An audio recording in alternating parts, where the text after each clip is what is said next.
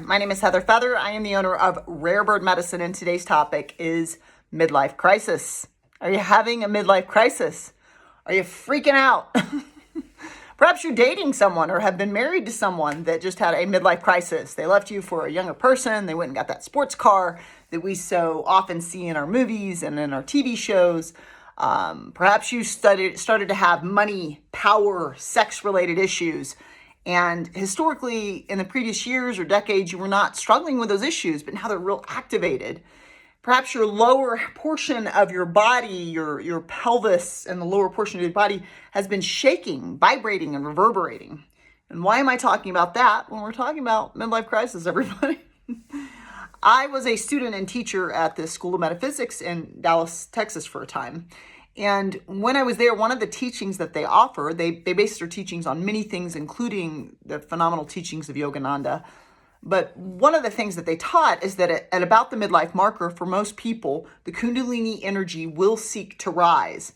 And it will seek to rise and to move from these lower physical, denser chakras into the higher vibrating spiritual chakras, which our heart chakra is the bridge for. It bridges between the physical world and the spiritual world.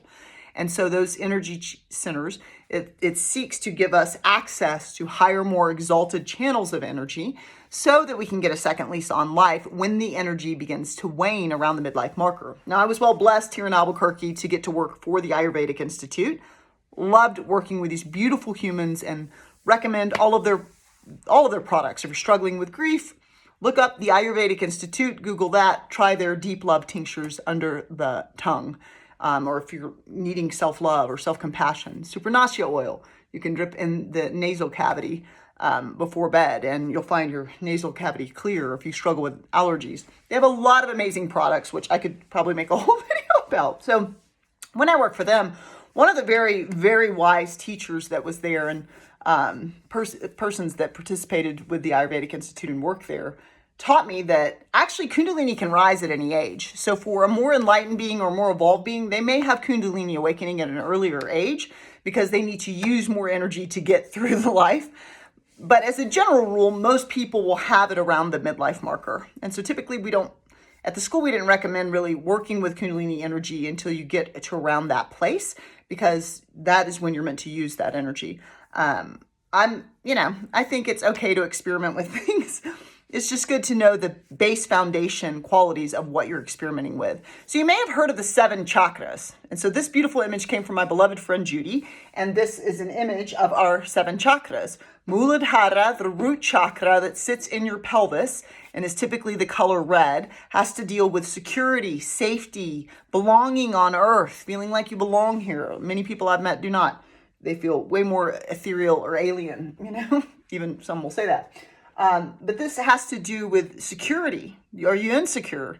Are you financially insecure? Are you insecure as a general rule? Muladhara, the densest, most connected to the earth chakra, is going to deal with that sense of being stable as you walk on this earth. Svadhisthana, the sacral chakra, the one above it, that is just below the navel, deals with joy and creativity. Both of these will deal with sex and power issues, though. They can deal with, both of them have been described as dealing with money issues as well. So when Kundalini, which we'll talk about in a moment, activates, it activates money, power, sex issues. And when you aren't familiar with that energy and you don't unlock it to come out of the third eye, it overactivates these lower physical earth world-based chakras, and then you get stuck in a frequency that you may not want to be stuck in. So we're going to talk about how to unlock that and shift that. Manipura is the solar plexus. That's the chakra that is above the navel and handles, I usually say it's right where your fist fits between your rib cage. But that's what is going to deal with your willpower, your bravery, your courage, your sovereignty, your autonomy, your knowing your inner authority. Anahata, the heart chakra, is going to be the bridge between these lower, denser, more physical-based chakras and the spiritual ones, like I said.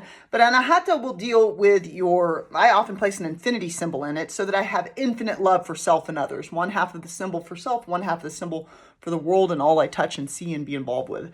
But Anahata deals with compassion, it deals with love, it deals with self-love, it deals with the way we engage with the topics that are heart-centered. And then there is Vishuddha, the throat chakra. The throat chakra typically is going to deal with our self-expression. The throat chakra is typically blue, like the sky and the ocean. Anahata, the heart, is green. Manipura is yellow or gold. Svadhisthana is orange, and the root is red. And so you can activate those chakras by visualizing that color energy in that energy center. So Vishuddha is going to deal with not only our expression, but as a psychic surgeon, I often see a lot of spikes here. This is where people often suppress their speech for harmony's sake. But is it harmony if you're constantly suppressing your speech, right? So this is where we want to have liberated self-expression. And then you have Ajna, which is known as the brow chakra. It's also called the third eye chakra often. That helps with our psychic side, our ability to see, our clairvoyance, the pineal gland, which is a pine cone-shaped, very tiny gland in the center. If you take a sagittal slice of the brain, the left and right hemisphere, split them apart, it's close to the center. That's what is considered the third eye, the pineal gland. And then Sahasrara is known as the crown chakra. It is the divine chakra, that which connects us to divinity. And so it's the I am that I am. It's getting much more connected to faster and more spiritual energies. In yogic texts, just like if you've ever gone and gotten involved in Oriental medicine and you've received acupressure or acupuncture, you may know that those teachings teach that there are many energy centers in the body, and you can place pressure or a needle into one of those energy points, and it can help with the alignment and movement in the body. In that same vein, in India, they have many yogic texts that there are energy centers in the body. 7 of them are the chakras we just discussed. And in the yogic text, it says there are 72,000 energy centers, just like there are thousands of energy centers in Oriental medicine as well. And so 7 of them are these chakras, but there are 3 more that I'm here to talk to you about today that it is believed and taught in some schools cause midlife crisis. And that is the Kundalini, 𝐸𝐮𝐻, Pingala, and Sushumna. Sushumna is a tube, an energetic tube, if you will. Just imagine a PVC tube, but instead of PVC, it's made out of energy. And it rests from Muladhara, the root chakra in the pelvis. It rests in front of your spine and runs up the spine all the way up to the third eye. And that's called the Sushumna. It's an energy tube. So that is the 8th energy center I've talked about on this video.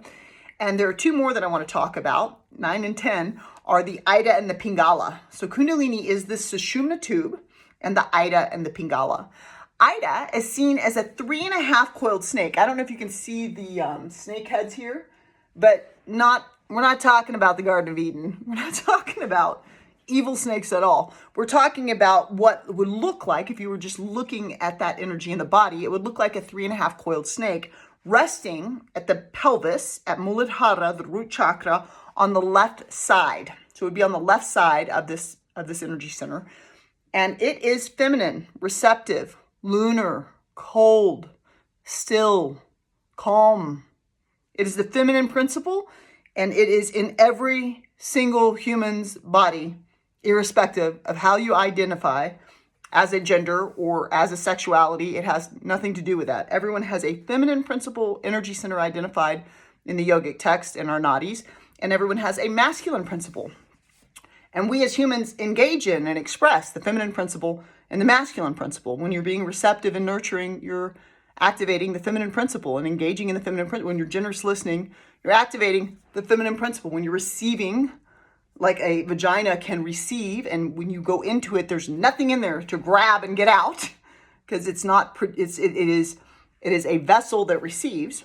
And similar to a phallus going out, the Pingala has what is considered a masculine principle energy, in that it is active, dynamic. It rests on the right side of the pelvis, on the other side of this root chakra energy, and it is masculine, aggressive, meaning that it is active, going outward, not taking in, and dynamic and energized and red and hot instead of the cold 𝐸𝐻.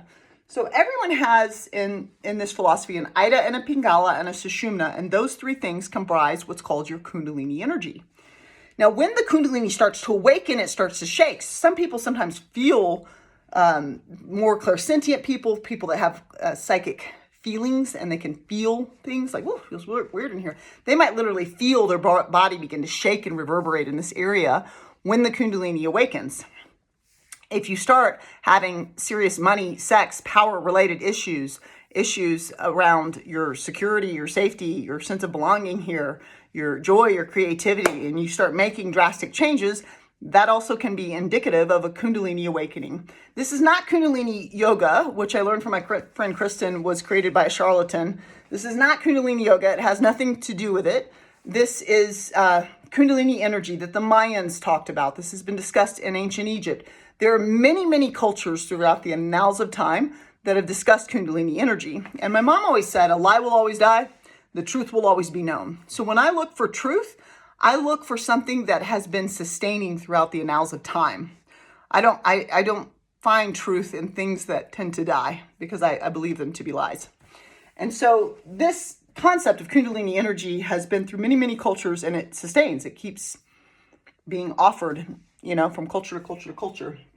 However, here in the West or in North America, we tend to know less about Kundalini energy compared to other places globally. And we tend to have one of the highest incidents globally of midlife crisis, interestingly.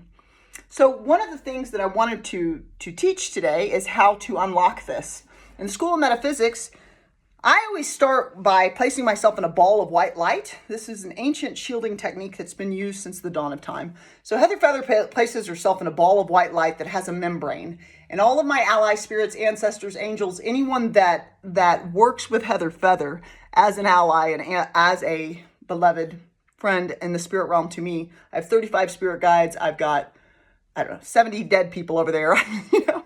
Any of those entities are welcome through the membrane. Unwanted cannot access me through that membrane. So I always start by shielding and placing myself in a ball of white light with a membrane and go into my inner temple of light. And then I become aware. I feel the Sushumna, I feel the 𝐬𝐮𝐬𝐫𝐷, I feel the Pingala, and I unlock it with a flash of white light here in the pelvis. Boom! And it just unlocks them.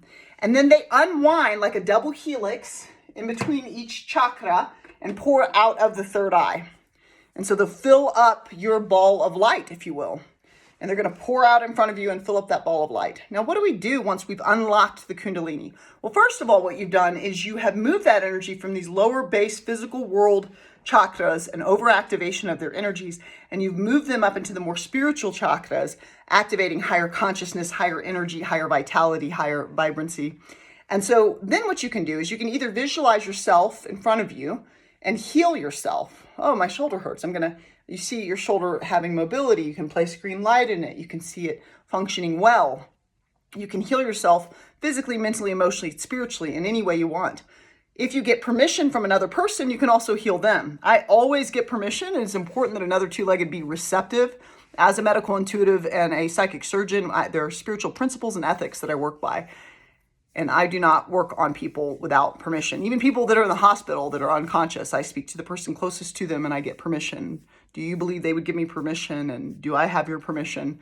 But you could work on someone else if they give you permission. Oh, I'm having migraines. Okay. You unlock your Kundalini and your ball of light, and then you see them having relief from that. You don't see them having the migraines. You see them in the state you want them to be in. Same with yourself. You see yourself and feel yourself in the state you desire physically, mentally, emotionally, and spiritually. One of the other things you can do when the Kundalini is unlocked and in your bubble of light is you can visualize anything you're seeking to create in your life. You've been wanting to author a book forever. You've been wanting to start your own business. There is a lot of suppression of the self. There's a lot of feeding fear in the temple. And a lot of people are suppressing tremendous gifts and tremendous offerings they could bring to the world because they're afraid, what if I fail, blah, blah, blah. So you can use Kundalini to awaken to you succeeding and you being comfortable in your success with the endeavors that you as an entity came to fulfill. So you can visualize anything that you're wanting to manifest.